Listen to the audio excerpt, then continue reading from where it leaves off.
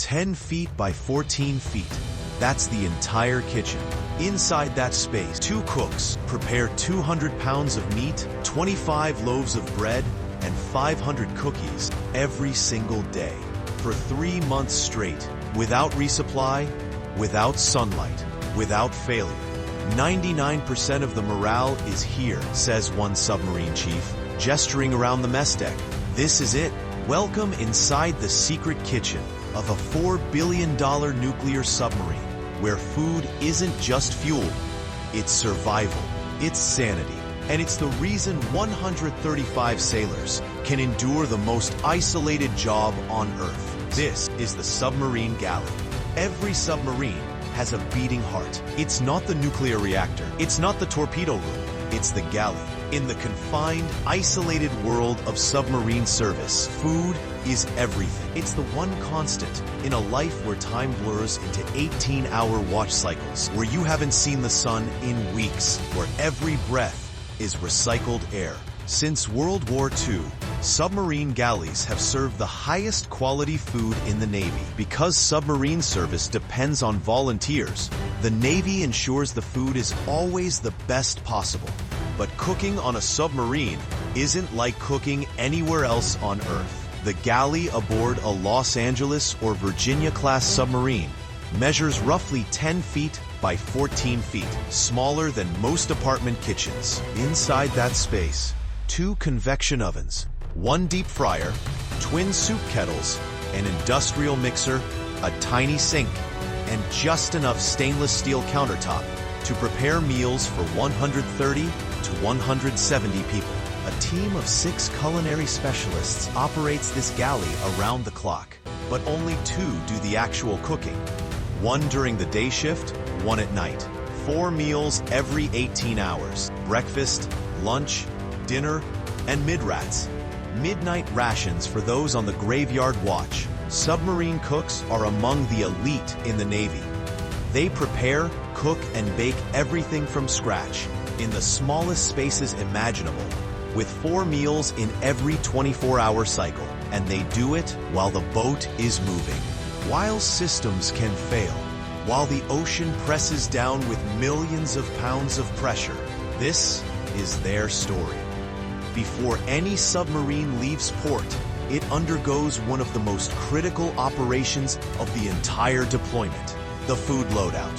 For a 90 to 110-day patrol, a submarine carries approximately 60,000 pounds of provisions, all brought aboard by hand, 1 box at a time. On fast attack submarines, sailors form human chains, passing boxes of groceries through the hatch. On ballistic missile submarines, food is lowered through the escape trunk by crane in 6 by 6 by 5 foot aluminum modules. But here's the challenge. A submarine wasn't designed to be a grocery warehouse. Every cubic inch is accounted for. So where does 60,000 pounds of food go? Everywhere. The main freezer is roughly the same size as the entire galley, packed floor to ceiling with frozen meat and seafood. A separate dry storage room holds canned goods, pasta, rice, and the few fresh items taken aboard. Cabbage, potatoes, carrots, onions, and 1 case each of apples and oranges. That's not enough space. Not even close. Food is stored in passageways, under bunks, in shower stalls converted to temporary pantries. Sailors walk on top of canned goods until they literally eat their way down to the deck plates. Weight distribution matters. The boat must remain balanced, so provisions are spread evenly throughout the submarine to maintain proper trim. Everything must be meticulously organized. The food needed for the first week's meals must be immediately accessible inside the freezer door. No one has time to root around for a missing chuck roast when 130 hungry sailors are waiting. One mistake in the loadout, one miscalculation, and the crew goes hungry weeks into the patrol. There are no second chances, no grocery stores, no resupply at sea. So who are the people trusted with feeding an entire submarine crew? They're called Culinary Specialist Submarines, CSS in Navy terminology. And they don't just walk into this job. After boot camp at Recruit Training Command Great Lakes, CSS candidates report to Fort Lee, Virginia, for 5 weeks of intensive culinary training. Food preparation, nutrition, dining service, kitchen operations. All hands on. But that's just the beginning. Next comes 9 weeks at Basic Enlisted Submarine School in Groton, Connecticut. Training in submarine systems, emergency procedures, and the unique challenges of operating underwater. Only volunteers serve on submarines. The Navy requires it, because submarine duty demands a special kind of person. Someone who can function in isolation, handle pressure, and work in spaces most people would find claustrophobic. Once assigned to a boat, the real education begins. Lieutenant Commander Jason Thomas and Culinary Specialist Chief Brandon Ramos lead the USS Jefferson City Galley team. They don't focus on limitations. Whatever luxuries the Galley lacks, they make up for in productivity and style. It's paramount the food be right every time, Thomas says. My team has to get it right. We're only limited by provisions. Some submarines arrange for their culinary specialists to train at local restaurants with professional chefs. Connecticut even funded a full-size replica of a Virginia-class galley, specifically for training submarine cooks. The standards are brutal. The competition is fierce. Submarine galleys compete for recognition as the best in the fleet. The USS Jefferson City was nominated as one of the best submarine galleys in the Navy, placing in the top 4 among more than 100 submarines. It also won a Blue E Award for excellence in its squadron. This isn't just cooking. This is mission critical. Underway on patrol. Day 23. The submarine has been submerged for 3 weeks. The sun is a distant memory. In the galley, the day cook arrives for the 0600 shift. The night baker is just finishing a batch of fresh bread, one of 25 loaves needed today. Because submarines have shifted to an 8-hour watch schedule, culinary specialists must be ready to serve a meal at any given time. Breakfast after the night watch, lunch after the day watch, dinner after the evening watch, and mid-rats, a 30-minute meal served at midnight for those standing the mid-watch. This is a 24-hour restaurant. The galley never closes. For breakfast, eggs and potatoes with bacon or sausage, or hot cereal. At lunch, a choice of 2 entrees, vegetables, and a starch. For dinner, the heartiest spread. On Sundays, it's ribeye steak, 50 pounds worth, and lobster tails, 60 pounds. Saturday nights, pizza and buffalo wings, a submarine tradition. Once a week, Italian night with fresh-baked French bread, lasagna, manicotti, spaghetti with meat or clam sauce. The most popular meals, Mexican night, enchiladas, quesadillas, Spanish rice, virgin margaritas. The crew also gets crab legs, lumpia, Chinese 5-spice chicken, French onion soup, and every day a salad bar. But here's the catch. Fresh produce lasts only 10 days, maybe 2 weeks if they're lucky. After that, it's frozen, canned, and dried food for the rest of the patrol. Fresh items brought aboard at departure: cabbage, potatoes, carrots, onions, 1 case of apples, 1 case of oranges. That's it. So how does submarine cooks maintain variety and morale for 90 days with dwindling supplies? Creativity. The Navy provides recipe cards, but for elite galley teams, they're purely guidelines. They rotate proteins, starches, and vegetables on a 3-week menu cycle, but add variety by changing cooking methods. Bread the chicken one night, grill it another. Surprise the crew with something not on the menu, like oatmeal cookie pie or taco bowls. Chief England, a submarine cook, tests recipes during home leave in his own kitchen. It's better to experiment with 1 pound of food than 50. Flavor and morale are the issue, says Lieutenant Thomas. If they're happy, we're happy. Cooking on land is challenging enough. Cooking underwater adds an entirely new dimension of difficulty. A submarine at sea normally feels quite still. But near the surface, the ride gets rocky. Waves cause sudden tilting and rolling. The biggest challenge isn't the limited space, says one culinary officer. It's anticipating the submarine's movements. When the boat makes an unexpected movement, all of a sudden, your hard work is on the deck.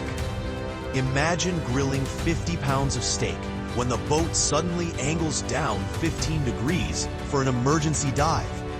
Imagine pulling fresh bread from the oven when the submarine executes a high-speed turn to evade detection.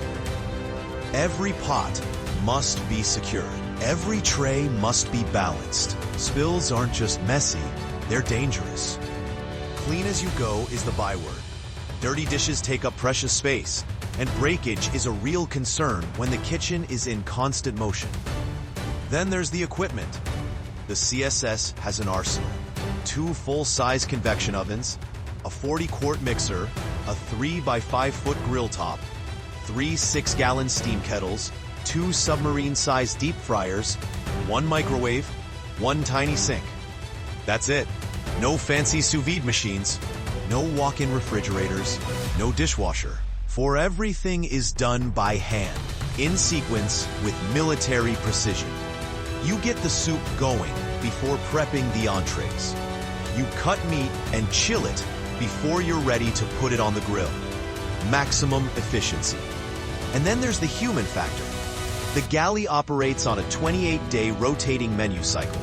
But culinary specialists must also accommodate dietary restrictions, vegans, religious requirements, cultural preferences. There's one vegan on board, and people from very different cultures, says one submarine cook. You debate whether to add pork. Navy food has evolved. It used to be big, heavy, hearty stews and roast beef with mashed potatoes. Now it's lighter, with recipes revamped to cut salt and fat. The goal? Keep everyone fed, healthy, and happy for 90 days straight. Why does all of this matter?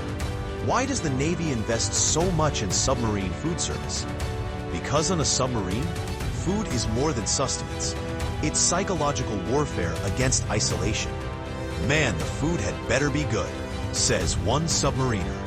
99% of the morale is here. This is it. Think about the conditions. You're in a metal tube 400 feet underwater. No sunlight, no fresh air, no privacy. You share 3 toilets and 2 showers with 100 other men. Your bunk is coffin-sized. Your personal space is a curtain. Time becomes meaningless. Days blend together. You lose track of dates. The only markers in your routine are watch rotations and meals. Food becomes the highlight. The event, the one thing to look forward to. When we're out to sea, the highlight of the day is food, says one submariner. Because nuclear subs stay submerged for as long as 90 days straight, serving better food is a way to make up for what is considered one of the toughest assignments in the military. The comment board hanging in the crew mess displays cards where crew members post praises for the galley's culinary excellence. The multitude of cards vying for space shows how much the food matters. It's not just about calories. It's about comfort, memory, home. A perfectly grilled steak reminds you of a backyard barbecue. Fresh baked bread smells like your grandmother's kitchen. Pizza night feels like hanging out with friends. For a few minutes, you're not trapped in a steel tube. You're human again. The culinary specialists understand this. Oh, they sometimes bake pies or desserts if it's someone's birthday. They create special dinners for holidays, corned beef and cabbage for St. Patrick's Day, virgin margaritas for Cinco de Mayo. These small touches keep the crew going. They prevent the isolation from crushing morale. Food is medicine for the mind. Day 85. The submarine has been submerged for nearly 3 months. The patrol is almost over. In the galley, supplies are running low. Wow! Fresh food has been gone for over 2 months. The crew has been eating canned, dried, and frozen provisions for weeks.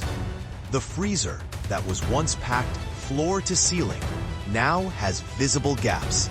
The passageways that were stacked with food boxes are clear. Sailors can walk normally again, no longer stepping over canned goods. This is when culinary creativity reaches its peak. Some navies use sous vide technology to extend food storage and reduce bulk. British chef Heston Blumenthal demonstrated that a typical 90-day stock could stretch to 180 days using vacuum-sealed, compressed provisions. But most U.S. submarines still rely on traditional methods: rationing, substitution, and ingenuity. As supplies dwindle, food items may be rationed, serving one sausage at breakfast instead of two, stretching the stores to make them last longer.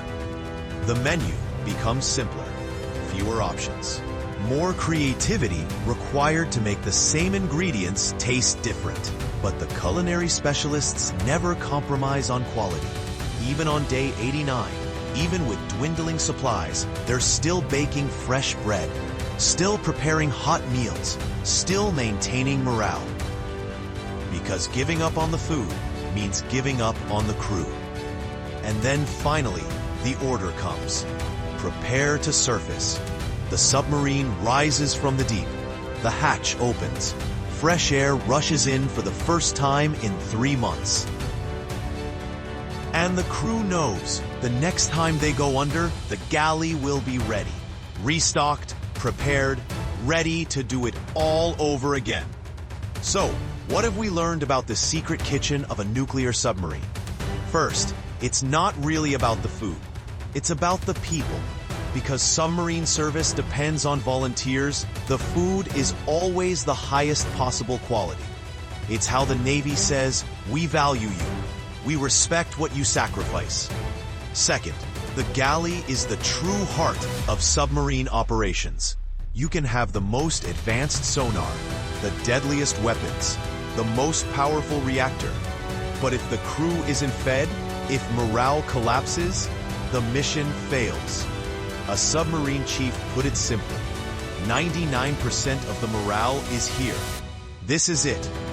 Unilad 3rd, submarine culinary specialists are among the most underappreciated professionals in the military. They don't get medals for feeding the crew. They don't get recognition in mission reports. But every successful patrol depends on them. Every torpedo launched, every intelligence gathered, every deterrent patrol completed. It all starts with a cook in a 10 by 14-foot kitchen, making sure 135 sailors have something to look forward to. The best food in the U.S. military can reportedly be found aboard submarines. Much of this reputation comes from the fact that most food is made from scratch. Fresh baked bread, handmade dough, even whipped cream for pies. Submarine cooks don't just cook, they keep the crew fueled for the mission. They're the best of the best at what they do in the Navy. Today's submarine galleys have evolved from the cramped, primitive spaces of World War II. Equipment is better. Training is more sophisticated. Menus are more diverse. But the mission remains the same. Feed the crew, maintain morale, keep them mission ready for 90 days or longer, whatever it takes. And somewhere in the Pacific right now, a submarine is gliding through the darkness. In its galley, a cook is preparing dinner. Fresh bread is baking. The smell fills the narrow passageways. And for 135 sailors living in isolation, that smell is home. In the submarine force, there's a saying: silent service, silent warriors. Submariners don't seek attention. They don't talk about their missions. They disappear for months, do their jobs in secret, and return without fanfare. But within that silent service, there's an even quieter group of heroes. The culinary specialists who work in spaces most people would find unbearable, who feed 135 people with equipment most restaurants would reject, who maintain morale when every psychological factor screams for despair. They're not commanding officers. They don't launch missiles. They don't navigate the boat. but they keep everyone else mission capable. Lieutenant Thomas said it best. It's paramount the food be right every time. My team has to get it right. The lean submariner, and they do. Patrol after patrol, year after year. The next time you think about nuclear submarines, think about the technology, the stealth, the firepower, but also think about the 10 by 14-foot kitchen, the 2 cooks working 18-hour shifts, the 60,000 pounds of food carefully loaded before departure. Think about the fresh bread baking at midnight, the steak dinner on Sunday, the birthday cake for a 19-year-old sailor who hasn't seen his family in 2 months. Because that's what keeps the submarine running. Not just fuel, not just training, food, community, care. This is the secret kitchen of a $4 billion nuclear submarine. This is where morale is made. This is where the silent warriors become human. Thanks for watching.